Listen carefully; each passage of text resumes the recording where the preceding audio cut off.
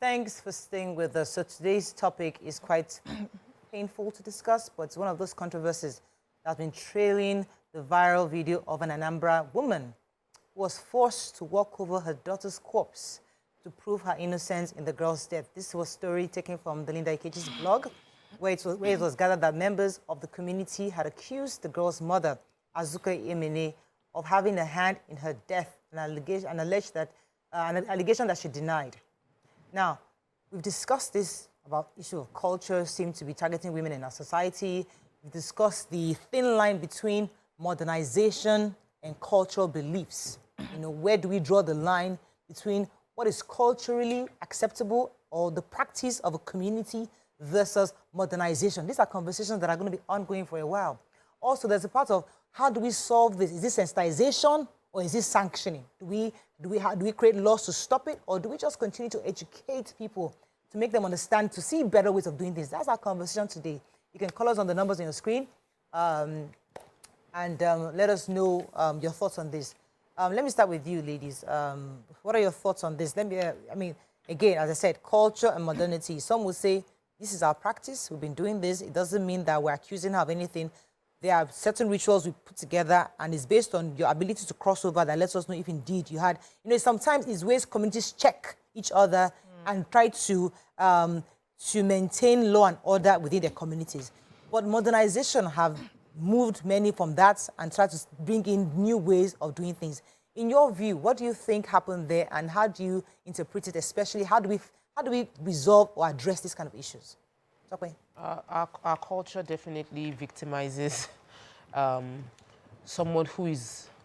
this woman, as many women, widows, someone who just lost someone, lost a child, being victimized is a totally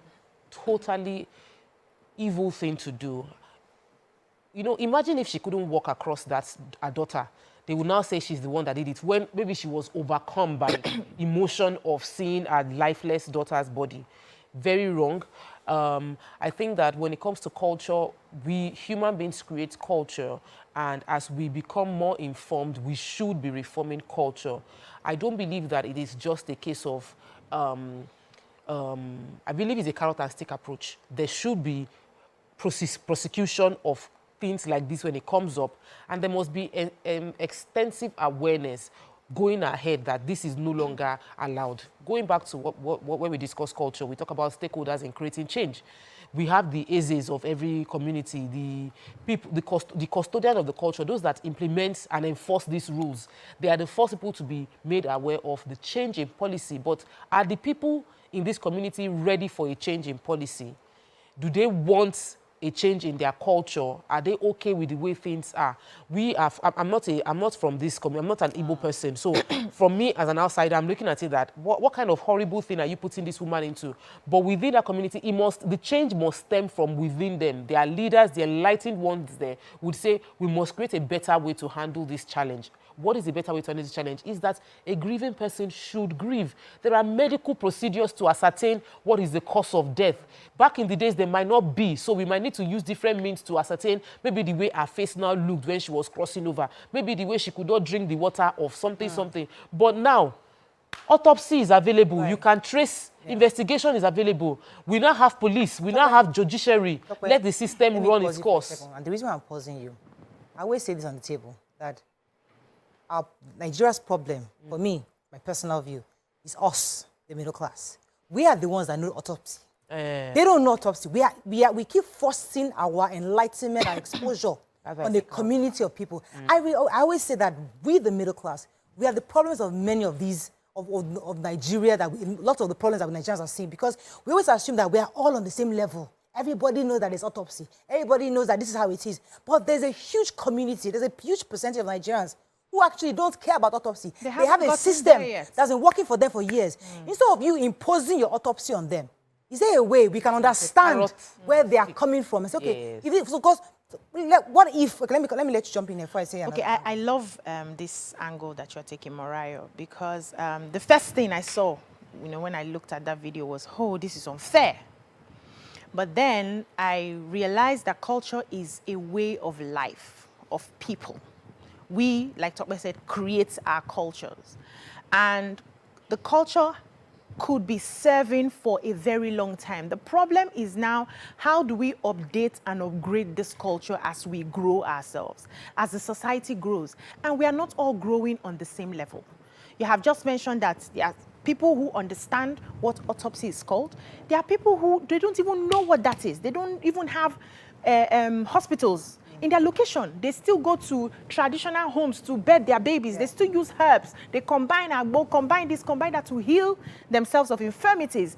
We are all not on the same level. And so we must be a little bit more patient with people who we think are still coming out. And that is why we must begin the conversations with the local chiefs. So you meet the people who are at the helms of affairs, the government, would meet with the local chiefs and say, okay, what are your customs? How do you handle issues? When somebody steals yam in the market, what is your procedure? What's your culture? How do you handle it? And then they say, okay, normally we use broom and chase you away and, ostracize you from the community and say, no. Do you know that you can have a conversation? Do you know that you can bring this person to the police? Do you know that they are setting? So we must begin to have this conversation with compassion, because the mindset of the people are at different levels and they will not understand. So for instance, I don't think a society will sit down and just want to accuse a mother of killing her child.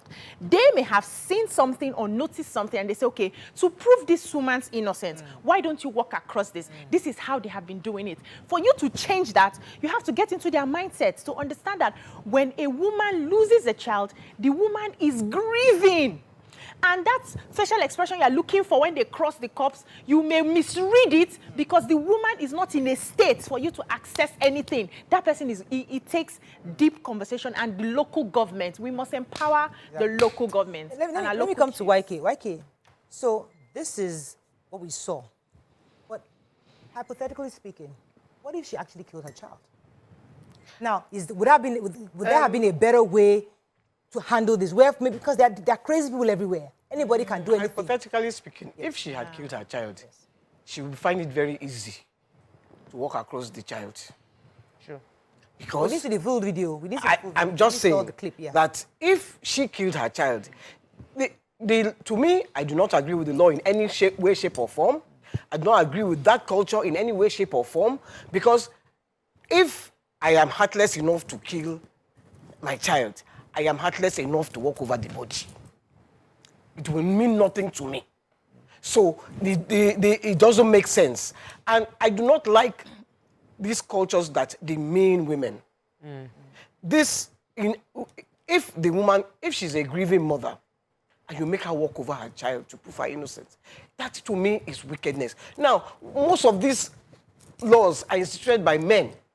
And then there are women who maybe you don't know whether I have anything against Obiajulu. So I would say yes.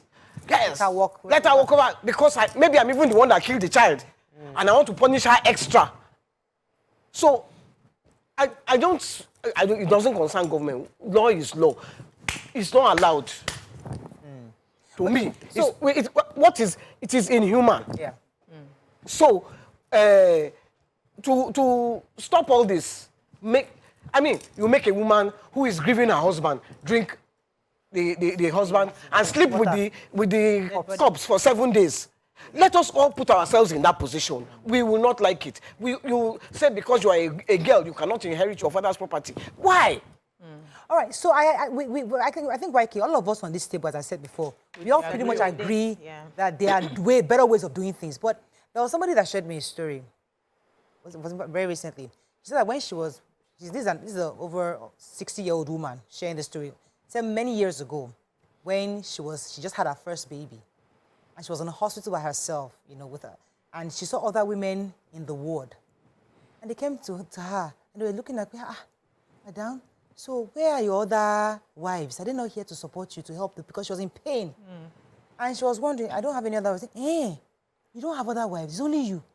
Okay, yes, it's only me. Say, oh, Masho, for them then, culturally, it was pathetic. It was pathetic to see somebody in so much pain, and she doesn't have junior wives to assist or support, or two other senior wives to support her birth. That was culture. Fast forward 40 years after. who would come and start saying, oh, where are your other wives? And You know, the things other change. wives too will feel And like it is.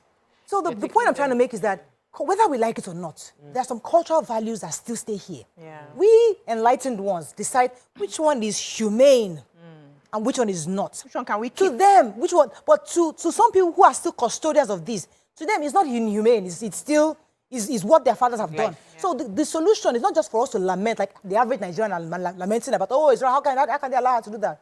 But how do we really begin to resolve this? What are the real constructive ways we can begin to change? Would the laws fix it? No, I don't laws know. would not fix it. Laws never Let me let you truly respond change after the people. break. Tokwe, you're going to say something for the break. Yeah, I was going to say that laws never actually change culture. In most cases, cultures would happen when we educate. Education, nobody had to force me to do, education made me understand the importance of washing my hands more than you telling me you must wash your hand every day. I'll wash it because you say so. But when I am educated to understand that if I don't, I'm putting germs into my body and I harm myself and my family, I would be more intentional about keeping my hygiene. I think that the long-term solution for us as a country to truly develop, to drop away this, a lot of our bad culture, is Disempowering culture. Disempowering culture is to be well educated, like educated in terms of not just four walls, but enlightening people. Before, culturally, people gathered in front of their obas. They had town meetings, and those were platforms to disseminate information, educate people. Oh, there's a new disease. Or one person died when they went around that tree. So what we're going to do now, we won't be going to those trees meet again. at the village We'll start square. village square meeting. These were opportunities to educate everybody. This is a shameful thing. We don't do things like this.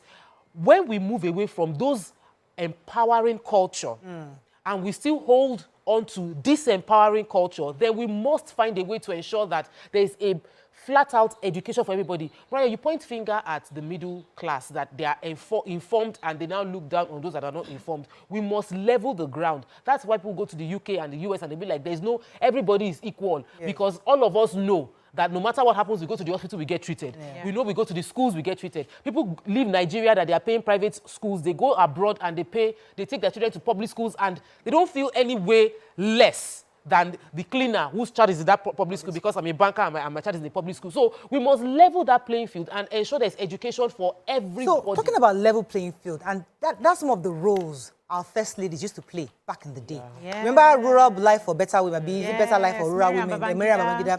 See, there was a serious campaign to target rural women because that's where you have many first ladies come out, actually engage. Commissioner, ministries of women affairs. So many.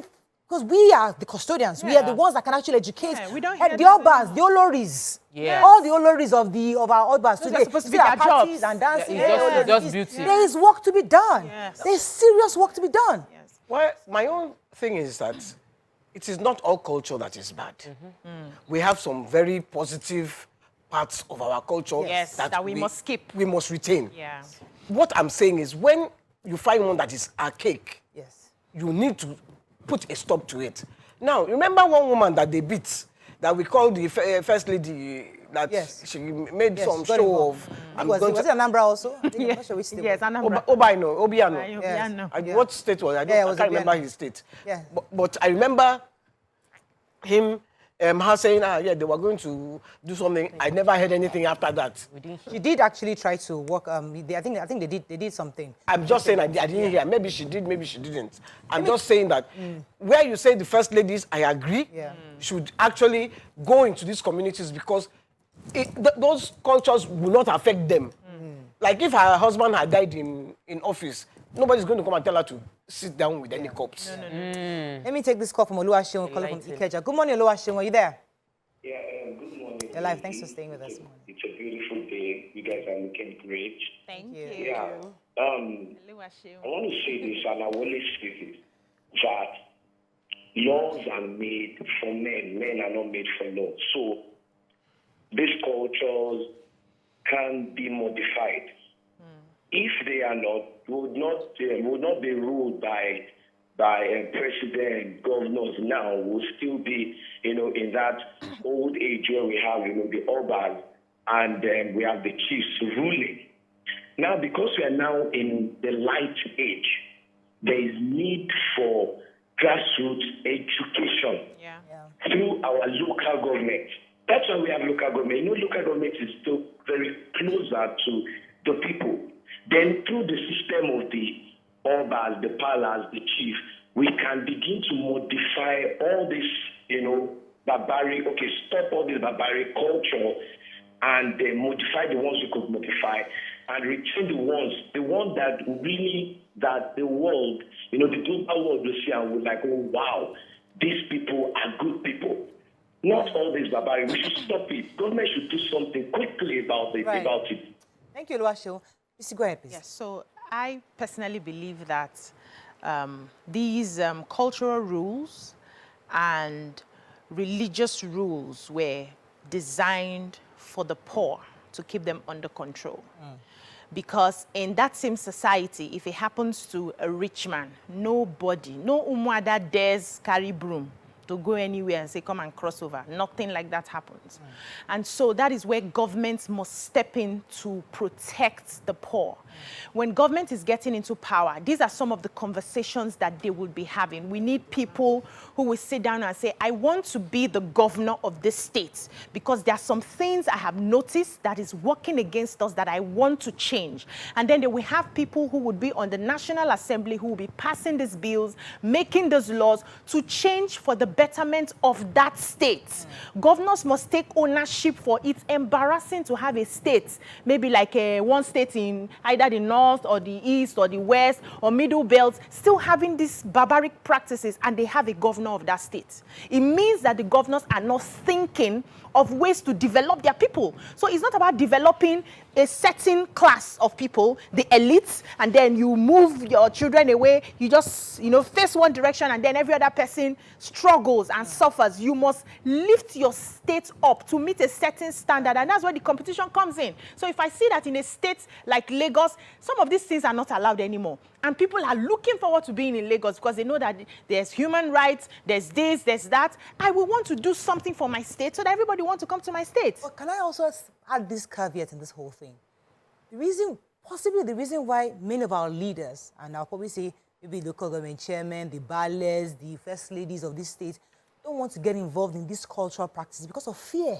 What kind of that fear? the gods, with the smaller G, will strike them. The gods, it's possible because there's that fear. Because as much as we want to prove, oh, we're more enlightened, we're exposed. But wait, let's leave that one.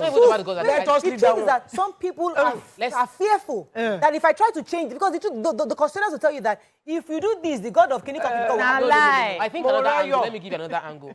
That it's not that the gods, because you brought this angle, like maybe they are scared of the gods. I think they are scared of the people coming against them. And the people are the custodians of the culture. People are coming against them because they believe in something would happen. When you are a politician, you try to side with the people. Because you know that if you say anything that would gather a crowd of people, and religion, this culture is sort of like linked to the traditional religion. So you have people that truly believe these things with all their heart, body, and soul. And then you want to not tell them that everything they're doing is totally wrong like that. It will make them turn against you, and you might lose that platform. You might not get re-elected. So it is common sense to say, let me let them do, as long as they're not harming majority.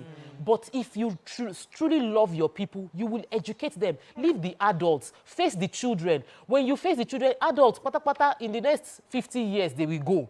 So the children should not inculcate those same bad, disempowering cultures, because you've ensure that there's education to all the children. So if the fact that we have some villages that children don't have access to schools, that's a problem. That means they don't value the future. They want things to perpetuate at the lower class, and then we now have that disparity between elite and the poor. Disagree that it's because they are afraid of any gods. They are not afraid of nothing.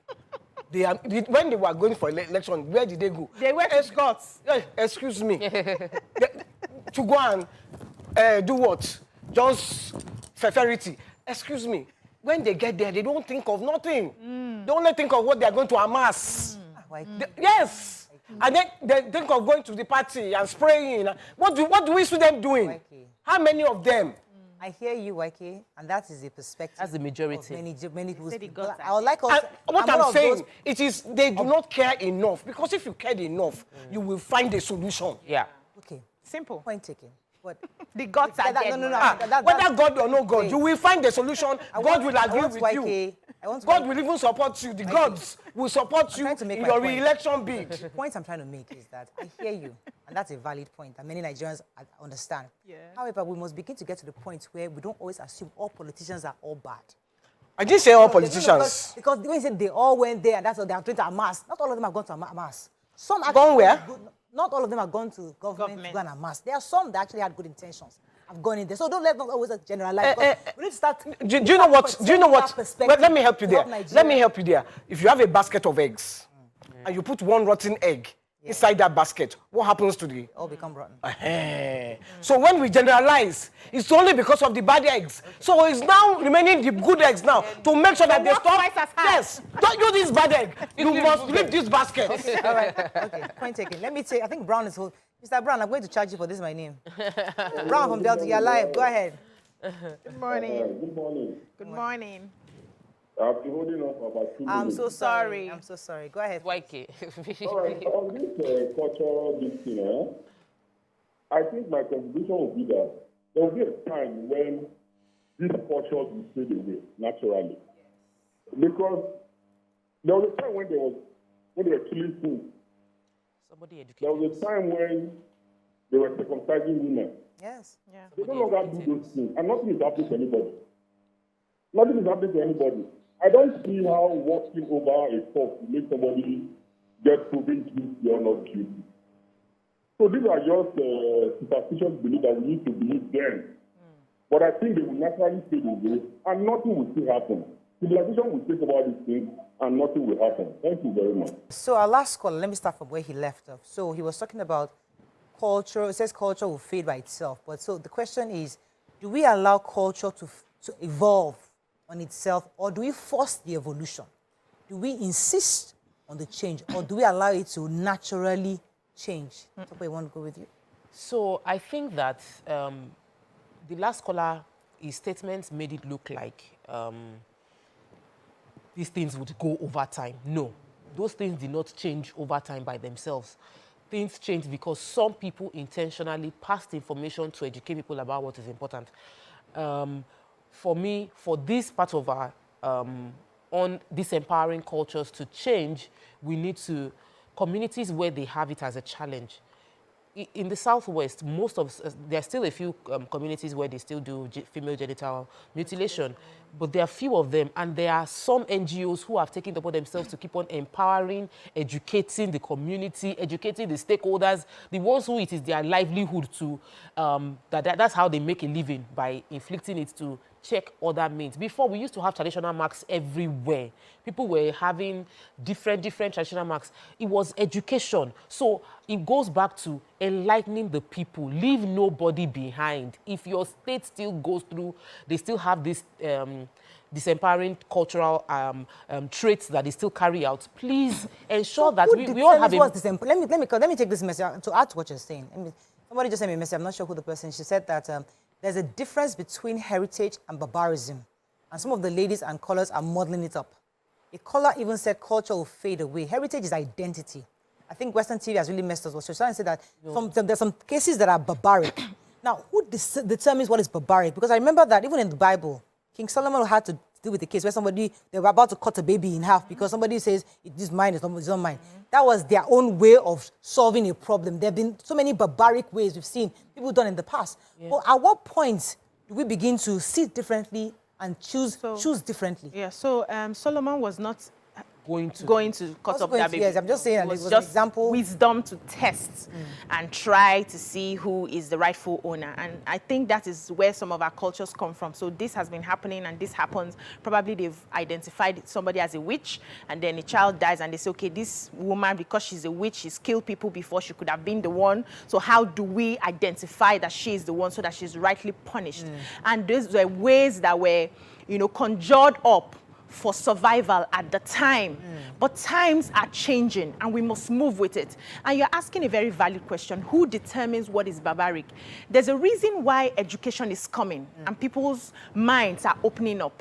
If you're in a family and you have someone who is a professor, and you have a family meeting, and everybody is talking. When the professor speaks, people will listen more because they believe that for this guy to get to this highest level of education, he knows better.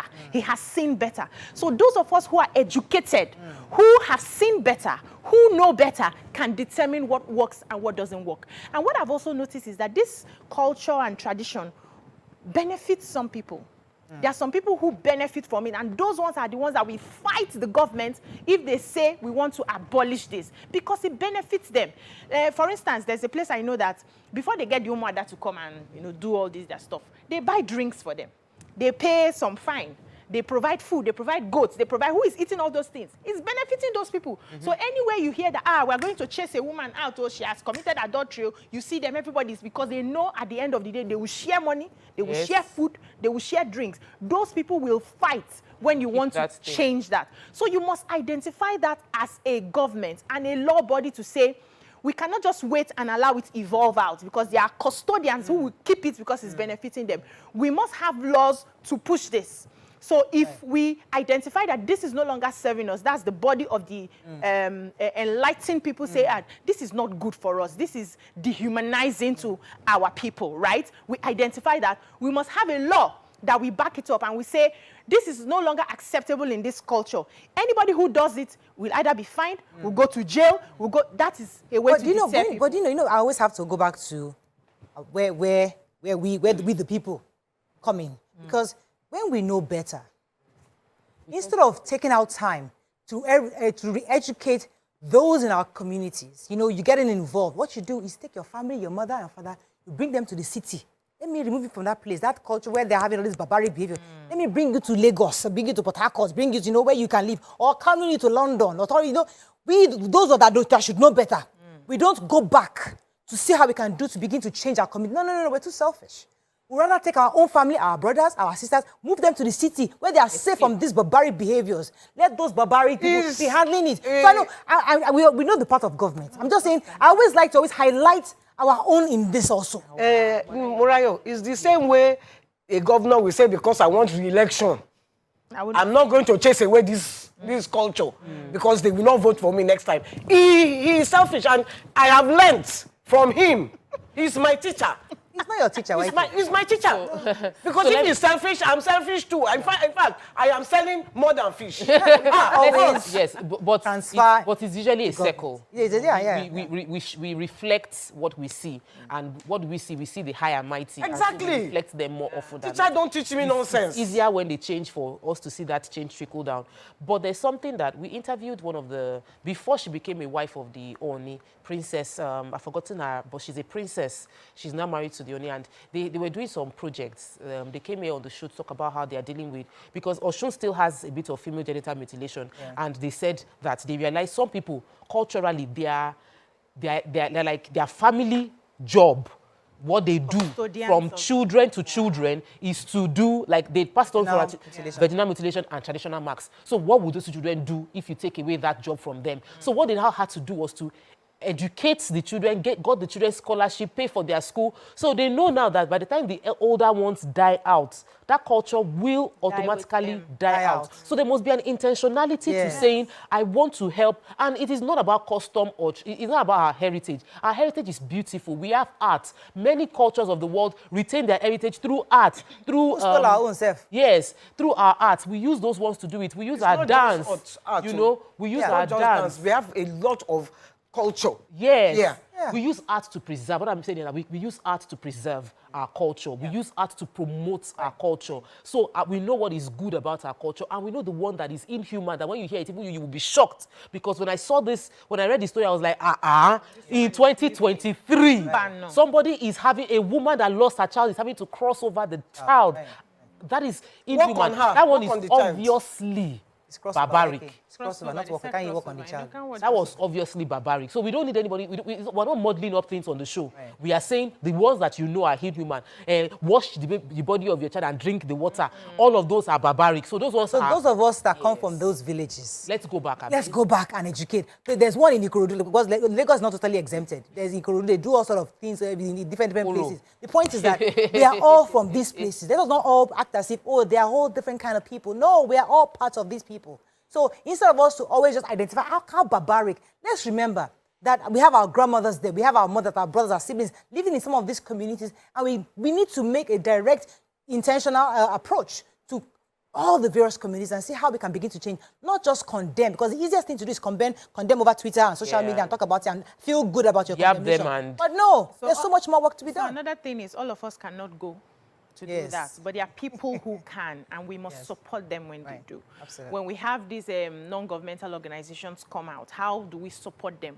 How do we take them round? How do we make them understand that this and this is what has served these people? How do we communicate with them? We must work hand in hand with them in our little way. This conversation we're having here is also enlightening people. Yes. So you that you are watching it at home, still go back and gist your grandmother, gist your mother, let them pass on the information. Everybody cannot just be trooping to the village to go and pick up one thing or the other, but we must hold each other's hands. Let's take a few comments on social media and we wrap up on this. What I'm seeing here is walkover. I didn't see crossover. Walk over, me pay you lie down, you walk over, you white. I can walk over on top of Hey, you. white that's advanced English. We don't have advanced English in Nigeria.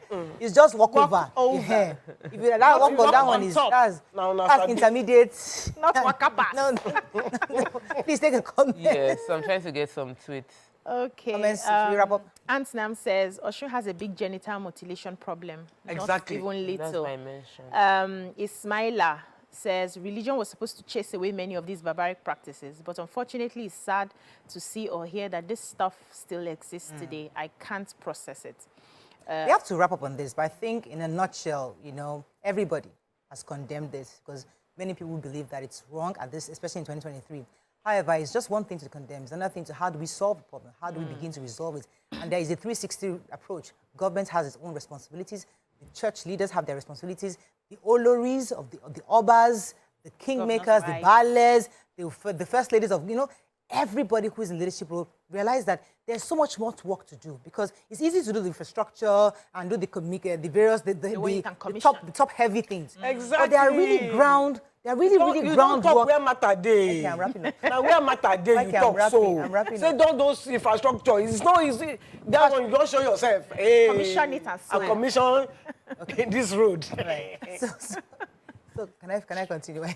So there's groundwork to be done. And those are the softer skills we need to begin to encourage and push in communities so that they can change, so that eventually culture will evolve to be more empowering than disempowering. People. That's what we can take on this segment.